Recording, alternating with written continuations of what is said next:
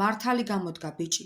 ყველაფერს ხედავდა და ყველაფერი ესმოდა გაყუჩებულ და ფოთოლგაცვენილ ხეს.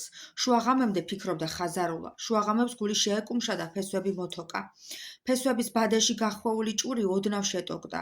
იგრძნო ეს ხაზარულამ და ახლა უფრო მოთოკა ფესვები. ჭური რამდენიმე ადგილას აიტკეჩა, მაგრამ ისე რომ შიგნიდან არ დაზიანებულა. მაშინ კიდევ ერთხელ მოზიდა ფესვების ბადე ხაზარულამ და პირველი ბზარი გაუჩნდა ჭურს. წითელმა სითხემ ზანტად გამოჟონა ქვევრიდან და ხაზარულას ფესვის ფოსოებს დაეღვარა. ფრთხილად მოსინჯა და შეისრუდა ხაზარულამ წითელი სითხე. უცნაურმა ჟრუანტელმა დაუარა ტანში. ერთი შეგრთომა შეგრთა ხაზარულა, მაგრამ თანდათან ის ჟრუანტელი გაურკვეველ სიამოვნებად გადაექცა და ახლა უფრო გამეტებით ჩაიკრა ჭური გულში. ქვევრი რამდენიმე ადგილას გასყდა და წითელი სითხე თქრიალით გადმოსყდა ხაზარულას ფესვებზე. როგორც მაცოცხლებელმა წვიმა მიცოდა ხოლმე გვალვიან ზაფხულს. ახლა ხარბა დაეწაფა ხაზარულა წითელ სითხეს. ამ წითელ სასწაულს, რომელიც აგერ 60-ზე მეტი წელიწადია, თურმე მისი ფესვების შუაგულში განძივით დამარხული და მან კი არაფერი იცოდა და ასე სასოებით ქსოვდა მის გარშემო მაცოცხლებელი ფესვების ბადეს და ასე სასოებით არაჯობდა. წითელი სითხე გაუთავებლად ჯონავდა გამსკდარი ქვევრიდან. ხაზარულა კი წურავდა ქვევრს, უსაშველოდ მწყურვალივით swamda გაუთავებლად ამ უცნაურ წითელ სითხეს და ივსებოდა თანდათანობით სითბოთი, სიხარულით, ადრე განუცდელი საამო ჟრუანტელით, თავდავიწყებითა და გატაცებით დათვრა ხაზარულა და უცებ განათდა მისთვის ქვეყნიერება. ადრე ახალგაზრდობაში ძალიან უყვირდა ხაზარულას, როგორ ცხოვრობდნენ ადამიანები, ფესვები რომ არ ჰქონდათ.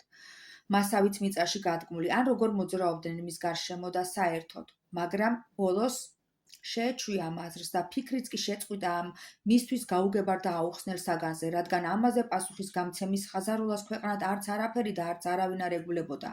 მაგრამ დღეს მოხდა სასწაული, დაიცალა ქვევრი, უკანასკნელი წვეთი შეისრუტა. ხაზარულამ და იგი უცებ მიხვდა ადამიანებისა და საოცარი სითხის საიდუმლოს.